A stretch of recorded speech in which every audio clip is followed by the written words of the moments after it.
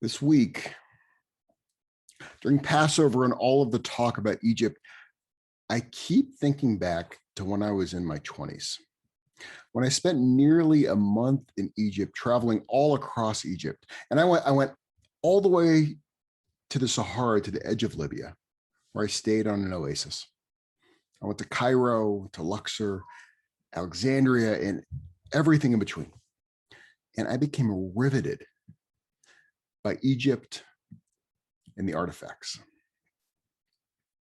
Now, in going to the Cairo Museum, I stayed until it was closing, and I woke up the first thing the next morning to go back.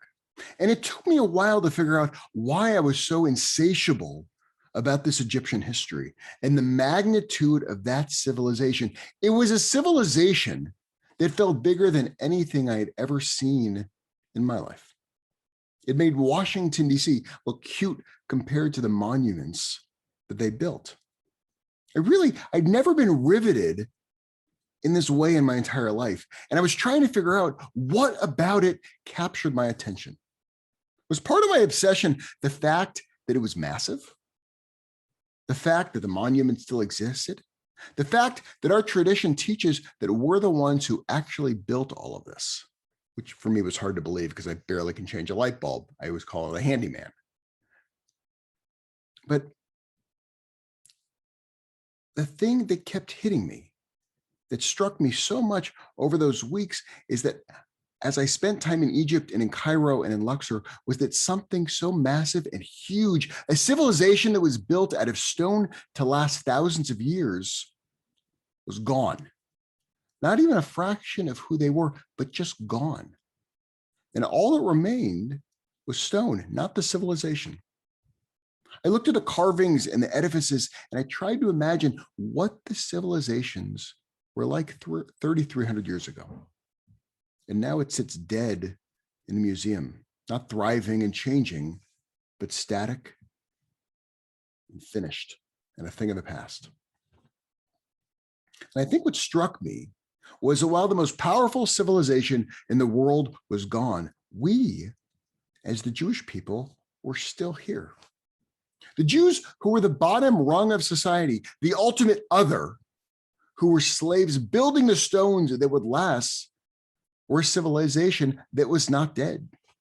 It was a civilization that was not static. It was not something there was something actually in the present, and it was expanding into the future. And here I was, 3,300 years later, a Jew standing over tombs and monuments of a civilization that was no more. And it led me to wonder, what was the thing? What was the difference between the Egyptians and the Jews that led to this? Now, I want to share a teaching from Rabbi Jonathan Sacks of blessed memory. Rabbi Sacks, he asked the same question about why did the Jewish people survive and the Egyptians did not? What was different? Because it's unlikely for us still to exist. Sacks points out that the earliest text ever found that references the people of Israel is found in the Merneptah Stele, which is a piece of rock carved by the Pharaoh following Ramses, following the Pharaoh of the Exodus.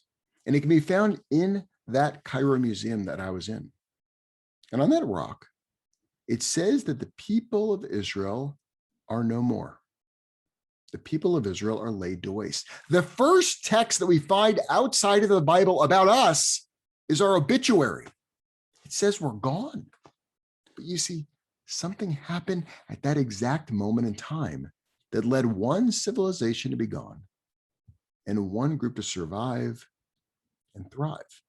Now, while Ramses was building massive monuments from stone and put all of his energy into building physical structures so that their civilization would last thousands of years, Moses, he gives a speech the night before the Exodus to lay the foundation for us to survive for thousands of years. Not with a focus on building buildings, but building something much more enduring. In Exodus 12, Moses gives the instruction for remembering Passover, and then he repeats himself not once, but 3 times. And he says, when your children ask you. Now, the slaves are thinking about freedom. Now, they may be thinking about the land of Israel, but none of that is on Moses' mind. Rabbi Sachs, he points out that while Jews are thinking about freedom, Moses is thinking about education. They're thinking about the now. He is thinking about the future. The future in survival, it's not found in buildings, but it's actually found in the generations that come after us. Education and development of the mind and the soul is the key to a civilization's survival. Think about what becomes our main focus in Judaism. It's not the temple in Jerusalem, it's the rabbis. Now, what does rabbi mean? Rabbi means teacher. When we talk about Moses, we say Moshe Rabbeinu, Moses, our teacher. Our community is endeavoring on the greatest campaign in 100 years. We are aiming to raise $97 million, and it's not to build a building. It's to create a space to fill the souls and the minds. From the outset, we said that we were driven by the fundamental mission of creating a space for our children and then our children's children, which many of us will never know, but because of our efforts, we'll have a place to learn, to be seen, to be heard, to laugh, and to cry in. You see, this was not a new idea. We got this from Moshe Rabbeinu. If you're trying to ensure your survival of your people, focus all of your building by creating a space for the development of the mind and the soul. But what do you teach? I mean, once you've built this place, what do you teach once you have everyone gathered? Because once you've built your Beit Midrash, once you've built your house of study for the next generation, that's the question you have to ask. And this was not lost on Moses, that this is the logical next question. And he had an answer. Teach your children that you were slaves in Egypt, that you know what it's like to be a slave and never treat anyone the way that you were treated when you were foreign and you were others. That is what we've been doing all week during Pesach. We've been reliving and acting out that experience of tasting the food that those slaves tasted, because they are not a them, they're an us. We were the slaves.